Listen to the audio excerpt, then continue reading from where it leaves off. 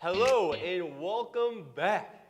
Season 2 of Commercial Roofing Radio. I needed some energy for this new season, and that's why I got my boy, Alan Mick in the building. All right. Oh, what's going on, man? Man. This guy is one of those people that just makes plays. You know, I like to say playmakers make plays. And that's what Alan's always doing. It seems like he's always trying to do something to push the roofing industry forward. What's that now with National Claims Advisors? National Claims Advisors. You see, it's a different logo here than last time. So tell me about it. What's going on, man? Man, big thing. So first, Just Share Media. Let me talk about that for a second. Yeah, good call. Yeah. So my company is going nowhere with Just Share Media, except for up, right? Yeah. So it's doing really well. My partner's taken over a lot of my, reins of what I had to do, and now I'm more business development, some CEO duties here and there. But it's going really well. It's a full tech SaaS and just like it was made to be. So great company, great content. Yeah. If you're looking for video footage, it's a no-brainer. Go check out Just Share Media. If you're in the roofing space, you're getting really high-end quality videos that are usually a super high price point for a really good deal. And you need music video. There's some big things coming out. Yeah. But that's for a different time. True, yeah. We're here because of National Claims Advisors. My biggest thing is I want to continue to innovate and push the industry. And National Claims Advisors is an opportunity to do that. National Claims Advisors, we are a pre-litigation law firm with a specialty in commercial, right? So we push commercial. Yep. This is commercial roofing radio.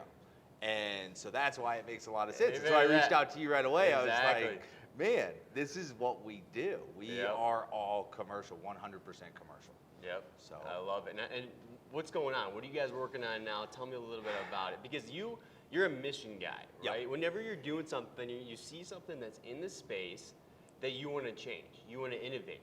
Yeah. What's going on? Tell me about it. So there's just a lot of problems in the industry.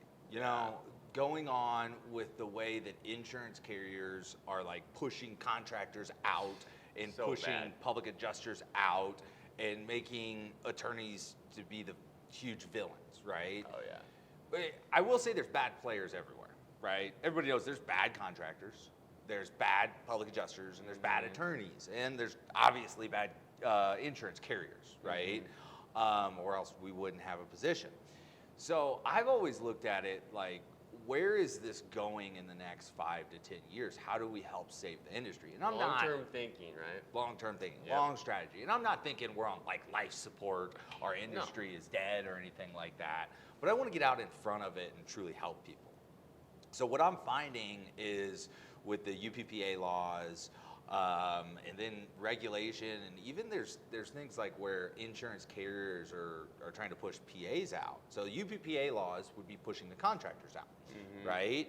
And then there's things in the policies that could state that like you're not allowed to use a public adjuster, right? Or there's a special endorsement that you have to check that you get 5% off or 2% off if you agreed never to use a public adjuster. So they're trying to push public adjusters out, which is crazy because I'm a big fan of public adjusters, right? At least the good ones. Nobody's a big fan of the bad anything. And then even like Florida, these regulations are being passed to push attorneys out. It's bad, right? So I see all of that. It's like, how do we fix that? I've always known it was a problem, but I've been so busy over here with Just Share Media and on the contractor side. I've been on the PA side of things. I love commercial roofing and the commercial claim side of things. So it's like, how do we fix that? And there's two guys by the name of John Black and Rick Daly. You may have heard of them. Oh, of course. And they really wanted to elicit a lot of change. So it was basically a mending of the minds, a lot of litigation change in the state of Texas and the state of Colorado. And so what we decided is we're going to do our part to try to help fix the industry, right? Love it. So yeah, that's what we're doing. It's basically, so I'll tell you a little bit about it, right? So we are a law firm, right? So there's attorneys that are dealing with insurance carriers, right? So imagine every correspondence, every time you're emailing over, it's going to be an attorney on the other end of that. So Okay. what does that mean? We can hold insurance carriers responsible, right? Because they know they're not talking to some, dumb roofer, which is what they think we are, Oh, yeah. even though we're not, but that's what they think. And public adjusters, they kind of hit those roadblocks of legal. They'll argue the policy really hard and prove that, hey, there's a claim to be had and you should pay, but especially commercial, it gets to a certain point, and it seems like a lot of these bad carriers, again, there's good carriers, but a lot of these bad carriers just say, kick it to attorneys or whatever else. So we want to come in as soon as possible, though, right? We only have a 10% contingency fee. As soon as possible, you're saying as soon as you get that deal closed, call you. Yeah, or even before sometimes, Yeah, okay. right? So the biggest thing is we want to hold them accountable from minute one, right? So our fee is low enough to where it makes sense, and the claims themselves are large enough to where, again, it makes sense, right? We find... And time is money, too. I'm sure you guys can speed up the process and make sure there's not any sticking points, if you will. Exactly. That's the whole point. It's like, bring us in to begin with and let us make sure that your interest is protected all the way throughout, right? That's the way to do it. And, I mean, you've heard it for years. 30%. What the supplement companies say. yeah. The supplement Oh, companies yeah. can't claim that you're leaving 30% on the table. It's probably closer to 50%. Yep. So when you bring us on to begin with, we're just going to guarantee that that gets settled appropriately throughout the entire process. Again, we can't make any guarantees, but we're doing everything we can and we're holding them accountable. It's one of those things, if we can't take care of it, then nobody can. So you go straight to the highest level to protect you and to protect your client. So what can contractors do to be successful in this process, right? It sounds like calling you right in the beginning is important. Is there anything else that they should make sure they're doing or teeing up to make sure these claims are going well? Documentation. Documentation, is right, huge, of course. right? So any of the innovations that you use, like a company can, a cell phone, like make sure you're using like a high-grade cell phone and take a ton of pictures and videos and everything throughout the process. I'm not saying that like I need to come on and sign up with the policyholder minute one, right? But at least introduce us, bring in that introduction if you think that it might. It just seems like the insurance carriers are pushing really hard on anything over $500,000. Right? It's just more and more. That just seems to be the number that you're seeing. It's the number that I'm seeing. Anything over like a $500,000 claim, they're just either delaying it, deny, what's the whole term? Deny, delay, defend, right? Oh, yeah. And again, it's more about just getting out in front of that and making sure that doesn't happen from the start. If we can expedite the process and we can make sure, put yourself in that perspective of the insurance carrier, right? Okay. You're an IA, you're a desk adjuster on the other side of things. You got this contractor that you think you can bully, right? So you're going to do it. It's just, it is what it is, right? If you're incentivized that way, or if you have bad players, like again, not all carriers are bad, but a lot of them like have bad bosses, maybe bad players, maybe bad incentives, right? So again, if they know that we're around from minute one, then they're less likely to do something wrong. 100%. Right? We're going to be able to hold them accountable. And at the end of the day, the policyholder wins. That's what we truly care about. It's like, if I can, or if my company can help that policyholder get their property back, whether that's fire, flood, roof from hail, roof from tornado, roof from hurricane, right? That's their business. That's the largest investment of their life. That's their livelihood. 100%. So every minute matters. Every day matters, right? Especially in commercial. Yeah. So, I mean, what do you think of the future of commercial insurance for the next 5 to 10 years? Is it? I mean, you've seen residential. It seems like that's changing rapidly. Oh yeah. And what about in commercial? Do you think it's going to be different? What kind of protection they can have, and how the whole process works? It's so hard to say because you got to think if residential's here, it's on this massive level. Commercial's here. right? Yeah. The volume, the revenue, like the numbers may be higher, but there's not as many commercial claims as there's residential claims, right? So are they going to try new things? Do you think Are they there's more gonna money spent out though on residential each year than on commercial insurance claims? Man, I'd like to see those facts. Yeah, that'd be interesting Right? to That see, would be yeah. interesting. Yeah. I'd say yes, Yeah. more on residential, Probably. right? But I think commercial is going to follow some of the residential trends, Yeah. but commercial policies are entirely different, Yeah. right?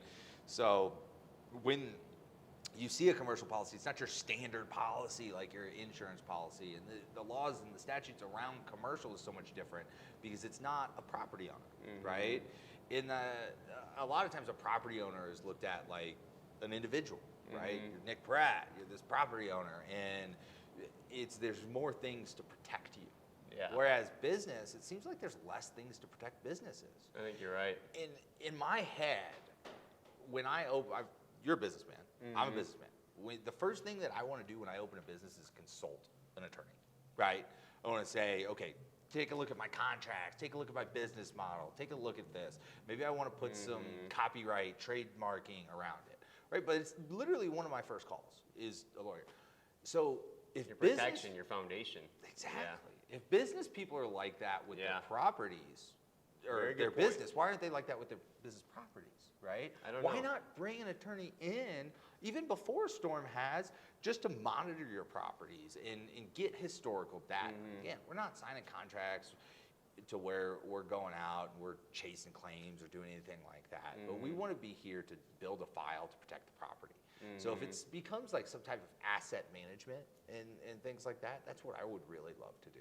I'd love to be able to protect that policyholder from like forever and just know that like that security that you have this law firm that's behind you that's always here to protect you, like a general counsel or something like that. It's that true peace of mind. Oh, yeah. It's like, here's my business, it's protected. Yep. Here's my business's properties, it's protected.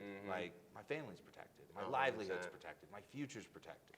You know? I mean, that's a good pitch for roofing contractors too. When you're going out to commercial properties, even if there isn't damage or anything like that, just becoming that person that comes in there, does that maintenance on a regular basis, gets documentation of all, right? Boom. So now you have files, you have all this stuff that shows you've been taking care of the property. Add value first. Yeah. Add value first. If I can go out to a property, let's say it's an HOA or an industrial. We're in an industrial area, right? Yeah. So let's say it's an industrial building. Yeah. And you buy a property, Nick. It wouldn't surprise me because you're that type of person. I can see you buying some properties. You buy this property. You're like, hey, Alan, we want to get on an asset management plan. Come out and take a look. So I would send an expert out to that property to take pictures and video documentation and really look that property over thoroughly. Yep. It's the same thing you should do if you're a roofer. It's the same thing you should do if you're a PA, right? Now, one thing I want to touch on. Yeah. We're not here to push anybody out or away, right? So a lot of public adjusters may be out there and they may be thinking like, oh, 10% contingency fee. That's the same as most public adjusters, right? So you're trying to push us out. That is not it whatsoever. We're just here to help. Like, that's it. We're here to help the policyholder. And there's many cases where a public adjuster might be a better fit, right? Public adjusters are valuable, right? Very valuable. I come from the public adjuster after the contractor. I went contractor, public adjuster, and now CEO of a law firm. Yep. Right? So, we're all about public adjusters. We play well with others. We've always been like that. We're not trying to kick anybody out of anything. Yep. Since I've known you, you've been trying to make the industry better. Yeah. That's the goal, right? Yeah. Push the industry forward. Create opportunity for others. Yeah. Right? So I'm with you 100% on that. That's what we're trying to do. We don't have to take. Nobody needs Yeah. to take from anybody to make their living. Yeah, right. 100%. I look at things like I just want to help, right? And I've had multiple public adjusters reach out to me and be like, Alan, I love that you've taken this role. I love that you've taken this on. How do I help you? And the first thing I reach out is, how do I help you? Like, how do we help the policyholder? So, that's the big plan. I love it. There it is. There's I National love it. Claims Advisor. There's a lot. Let's go, baby. A lot there, a lot of direction. It is new. My partners aren't new to the industry. Yeah. I'm not new to the industry, but what we're doing is new, and it's meant to change. Yeah. Right? I love that. I love that.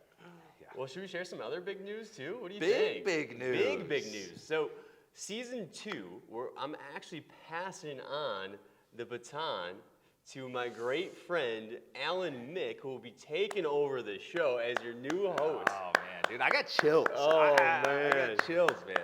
Well, I love it. I love it, man. You're the perfect man for the job. Well, you know, that segues us right over to what Nick Peret is doing. Yeah. Right? The Nick Peret. Man, I'm honored to be in this position, right? So Alan Mick, the CEO of National Claims Advisors, is now the host of Commercial Roofing Radio. Roofing Radio, baby. Season 2, you got me, baby. Let's go. go. Let's go. Let's go. I'm gonna try to hold up to your shoes, but Yeah. I don't know if I'll be able to because you're Hey, amazing. you're the perfect guy. You know, I met you at the Oklahoma Hail Trace go-kart. Yep. And Brandon Williams Brandon introduced Williams, us. yep. Thank you, Brandon. If you're out there watching, you better be watching, man. better be. Getting that content in, learning. And hey, I was like, this is the guy. This is the guy. I could feel the energy. So now that you become the new host, I'm very excited for it. So, and to the roofing space, for those who don't know, I am moving on and I'm going into the tech startup space. So it's going to be the next chapter of my career. But hey, my entrepreneurial career started in the roofing space about 6 years ago. Wow. Yeah, and so I want to thank you guys for everything that you guys have done for me. And I hope you guys have learned some things through the different podcasts and whatnot. So keep killing it. Yeah, big thank you, man. You've changed the industry yourself. You've I done a lot. appreciate You've that. made I a name for appreciate yourself. that. So let's switch the roles up Yeah. here, right? Time to interview some Nick Peret. What's really awesome is if you're a fan like me, right? Because I'm a fan of Nick. Yeah. I want to know everything you do, everywhere you're going. I love it. I love it. So this new thing that you're getting into, this is just awesome, right? Yeah. It's season 2, episode 1. I'm new to the show. I've got a new venture. There's a ton of new stuff going Now on. your new venture, Yeah. tech space. Yeah. Like, tell me about that. What's the name of the company? What are you doing? Like, Well, I don't know about you, but I've always just loved the tech space. yeah. We both love innovation. We both love change. We love just pushing it forward because it gives you a reason to wake up in the morning. Oh yeah. Oh yeah. You know, otherwise you're just going through the motions. Like you need some kind of mission that you're going after. And I always loved entrepreneurship before I even knew what it was. Yep. And same thing with just the technology software space. I've always been really intrigued by it. I ended up moving to San Francisco for a little bit, you know, and I was connecting with a lot of people who had really successful startups there. And I think that's where I kind of got my itch, right? We'd go into these different co-working spaces and be like, oh, Twitter was started in this one. But you're like, That's dang, pretty that's cool. pretty cool, That's really right? cool, Like, yeah. you know, I used to go to where Apple was created, or, you know, the garage, Steve Jobs. I mean, if I wasn't like feeling like energetic, I would literally just, it was like an hour drive. I'd just drive there. Just in by the and garage? I'll just That's cool. That's really cool. Because Yeah. you're like, holy like that's where Apple, where this phone that every single that everybody person has. I got one sitting over there. started in that garage. And so I've always known I wanted to do that. And even if you look at what we did and accomplished with the Roofing Academy and what we did with peakleads.io, that's all in that tech space. You know, with Roofing Academy, there's LMS, learning management software, right? Yep. If you look at Peak Leads, obviously digital marketing.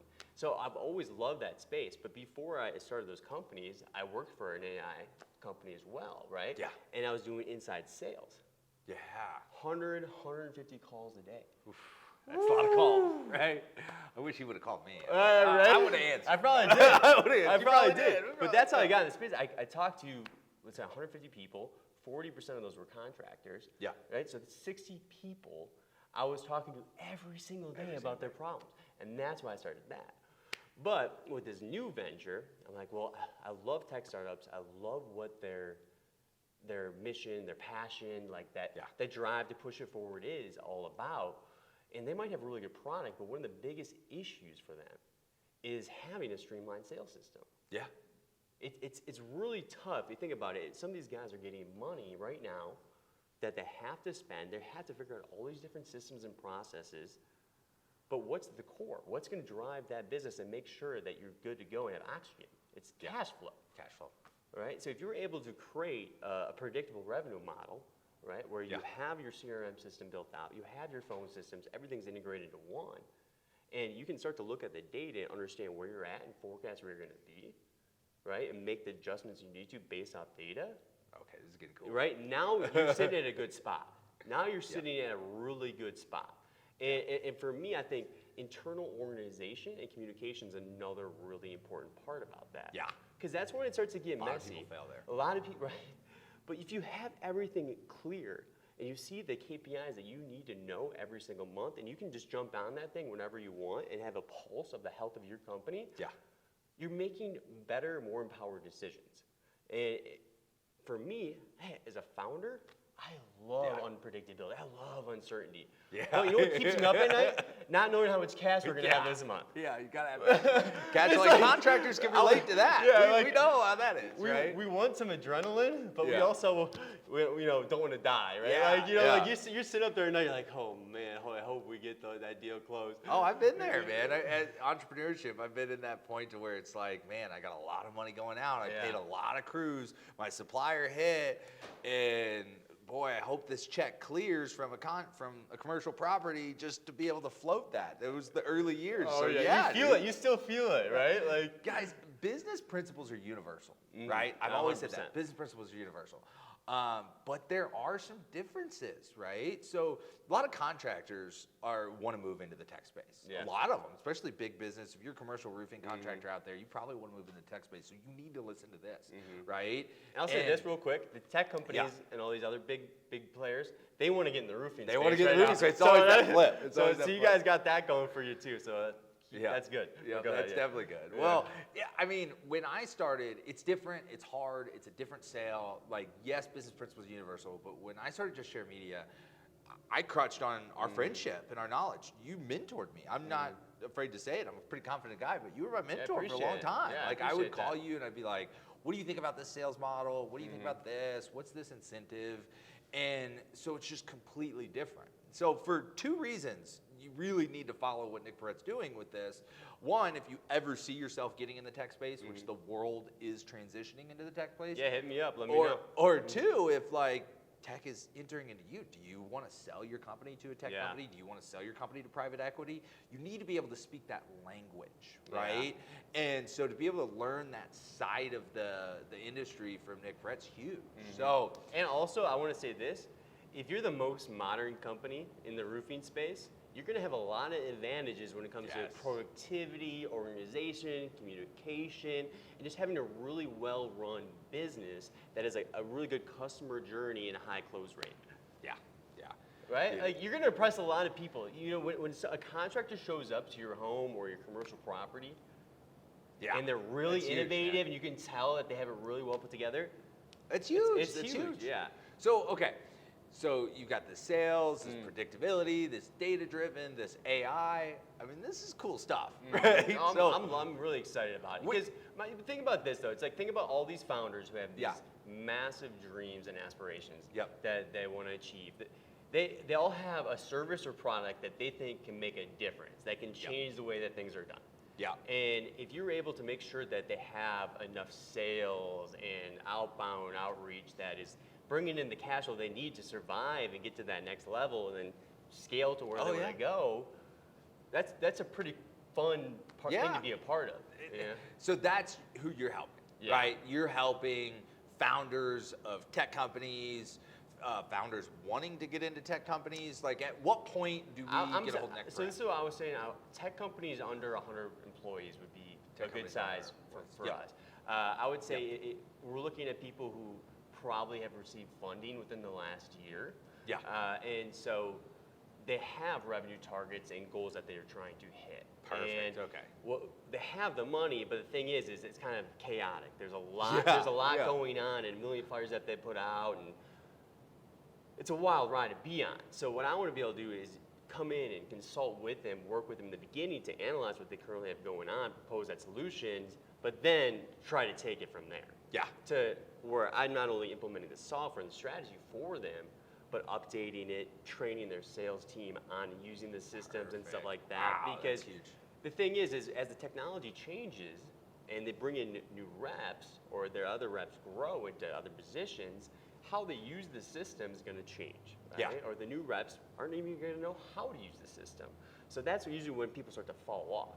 Now, the best CRM is the one that you use, just like any other I software. like that. I like that. So let's coin that's that. it. The best CRM. Yeah, legit, because when we're looking at the roofing space, when we're at peak leads, we'd be generating leads. Yeah. And one follow up that we saw was people didn't really have a good way to organize leads in general, right? And so we started helping out with building out some CRMs for people.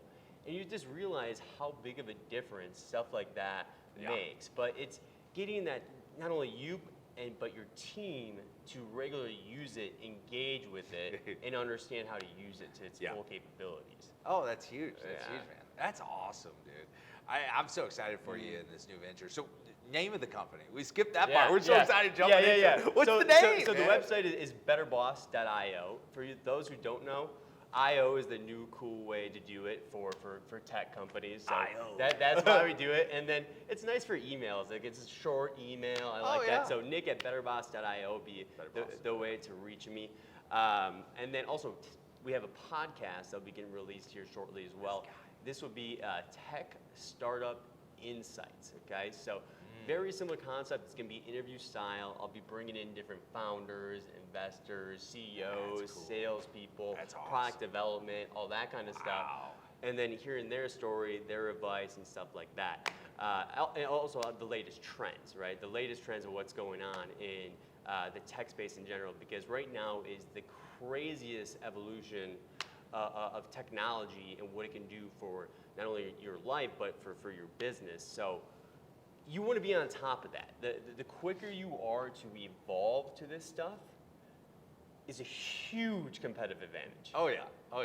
Move quick. There's so much unknown out there. Oh, There really is. Like you touched on, like you've got this money to spend. Yeah. Like most people don't know that. Like when you go out and get funding, whether it's before you have a business or after your business is up and running, you typically got a time frame. Is it like 2 years to spend all that money? So you get, let's say, $1 million. Like how many people would know what to do with $1 million right here? 100%.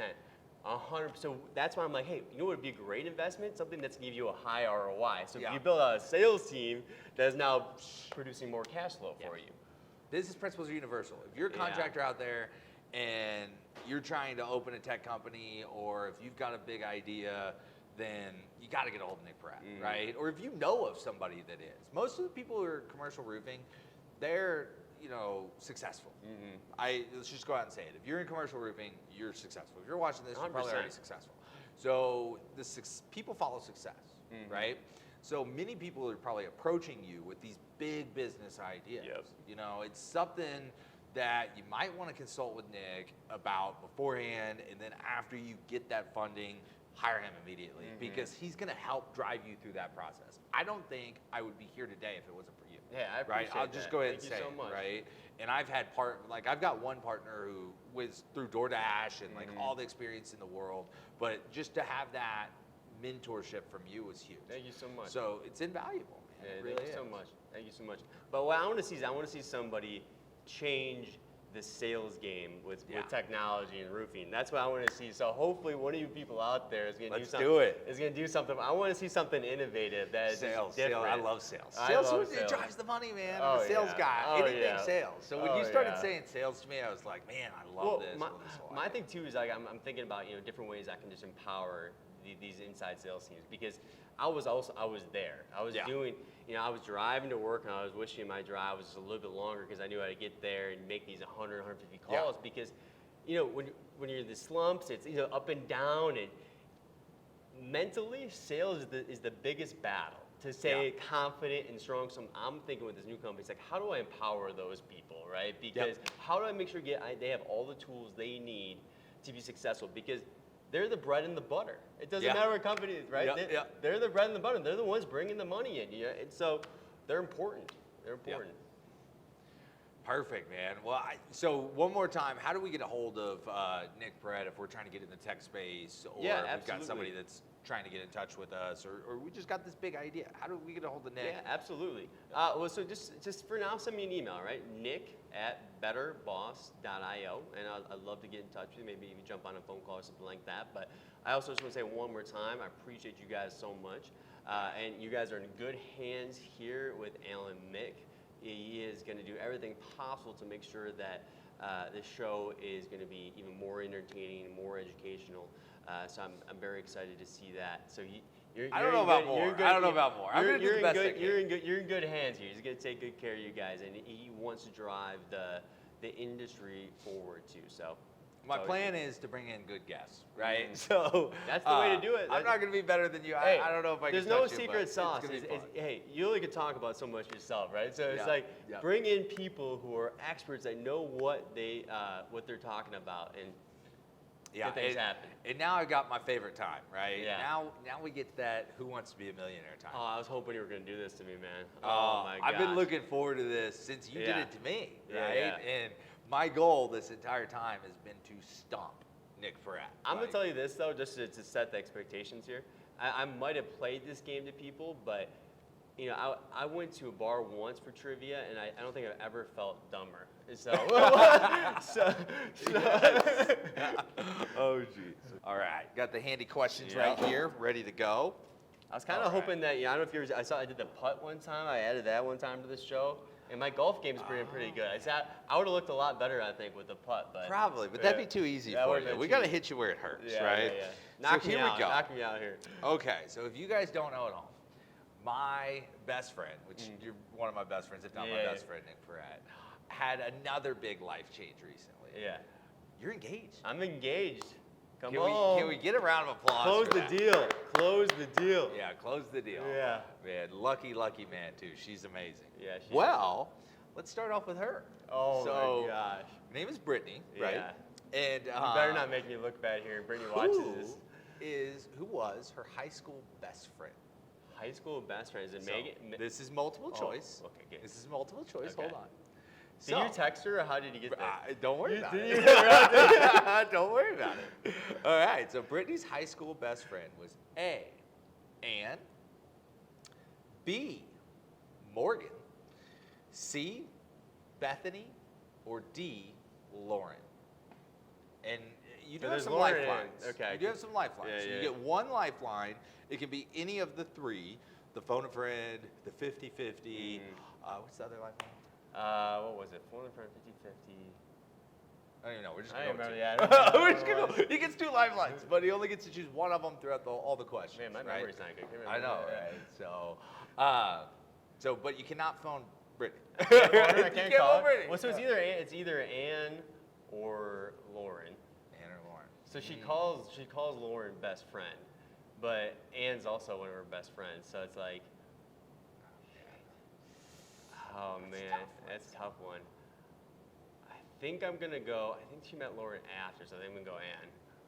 All right, you are correct. Yes. Right, you got it. Oh. I tried to throw you off with the Morgan. Yeah, because she said Ann or Megan. Yeah. So Megan, if you're watching this, you were on there as well, right? She's on there for sure. Okay, she was on there. I just tried to switch it up a little bit. Yeah. I almost did both and tried to make it real tough. Oh, thanks. I appreciate that. But good for you. Yeah. It's brownie points. Yeah, thanks. Brownie points.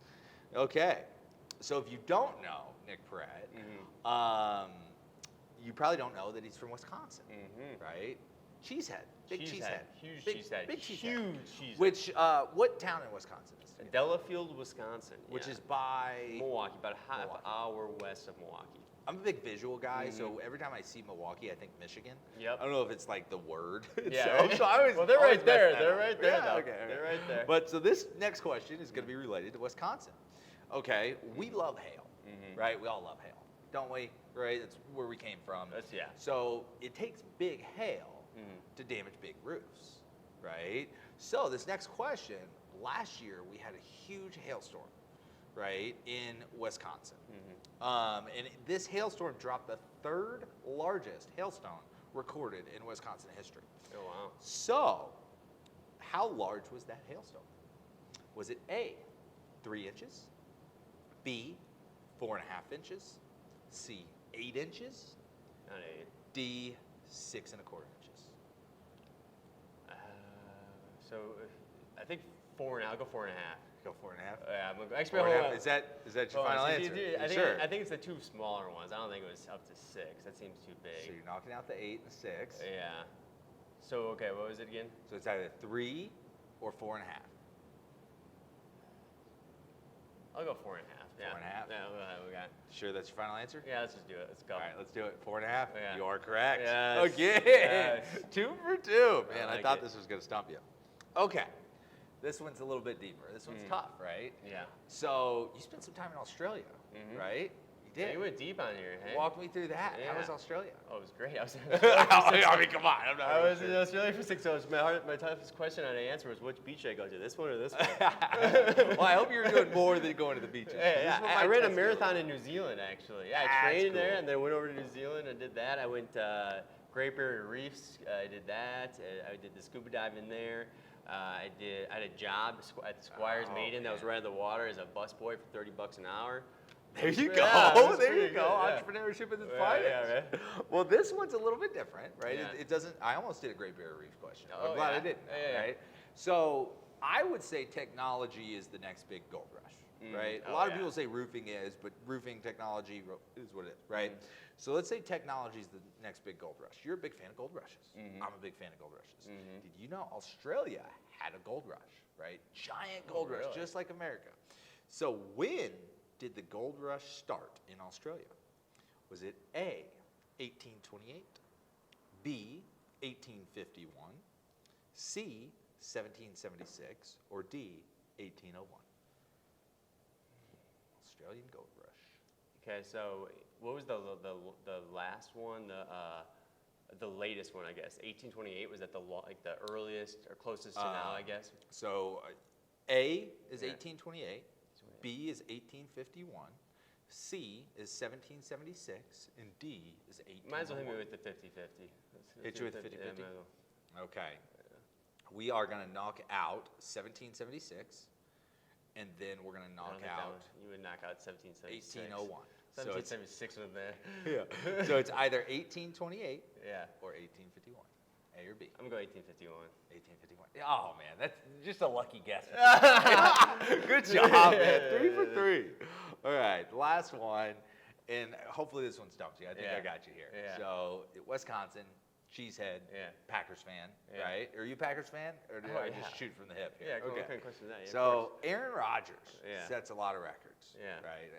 Man, he beats my Cowboys a whole lot, too. I'm not very happy about it. Yeah. But, you know, it is what it is. Yeah. Aaron Rodgers holds the lowest interception percentage in a season. Did you know that? Oh, yeah, he never throws picks. He's pretty clutch. Yeah, He's a pretty clutch guy. This Yeah. year he was 26 and 10 picks, but usually doesn't throw picks. Oh, He was man. like 89 and 4 or something like that. 89 touchdowns, 4 picks for. Dude, big like stats last guy year over before here. that. Big Yeah. stats guy may have It's this something one. ridiculous. All right. Well, what season was it that he broke that record for the lowest interception percentage? Was that 2018, 2016, 2022, or 2020? No more lifelines now. Oh, I can use the lifeline. Oh, that's Oh, right. you oh, get you, one. oh, you give me one. They're on That's all right. the You questions. See, Yeah. okay, I was Yeah. I was a much nicer host. I was a much nicer host. we I got to get be hard on multiple. him. We got to be hard on him. Okay, all right. So you hit me again with that. So So it's going to be A, 2018, B, 2016, C, 2022, or D, 2020. So it wasn't 2022. So it's 2020, 2016, or 2018. Those are 2016, 2018, and 2020. Right? Yep. He had a really good year in 2020. I know that. But then I'm gonna do 2020. I'm gonna do 2020. 2020. Final answer? Final answer. It's 2018. No! We got it. Yeah. One. Perfect, man. I love it. So, Yeah. that's always been my favorite segment. Yeah, Man, it's I love fun. that It's we do fun this. for sure. Man, so we've got a lot of big thing coming. What's season my two. prize? I don't get a prize. You don't get a prize. You Like didn't get all the four. camera? Can I You have didn't the get all camera? four. You maybe take the camera. Yeah, right. cool. You get my friendship. There we go. So we've got a big season, man. Yes. I'm really excited Take it to about the moon. season 2. We're gonna have some awesome guests here. Plan on bringing in some celebrity guests other than Nick Peret. Oh, He's yeah. our first celebrity guest, Yeah, but I'm bringing in right. some other ones. We're gonna go deep with business. Right? So it's not going to be just commercial roofing, commercial business owners. Like we're going to talk about it all. And I want to get in deep in depth with my guests and things like that. Right? But I'm also a big fan of where you're going and what you're doing. So tell us the podcast one more time so we can make sure we follow you. Yeah, absolutely. And we'll probably throw up a link or something like that right down Link here. it up, yep. So you can subscribe and follow Yeah, him. check it out for sure. Tech Startup Insights. Tech Startup Tech Startup Insights. TSI. Yeah. I like it. Nice and TSI, Tech, yeah, check it out. Well, man, it's been a pleasure having you. Yeah, thank you All so right. much. Thank you, brother. Kill it. Let's Perfect. go. Let's go. All right, guys.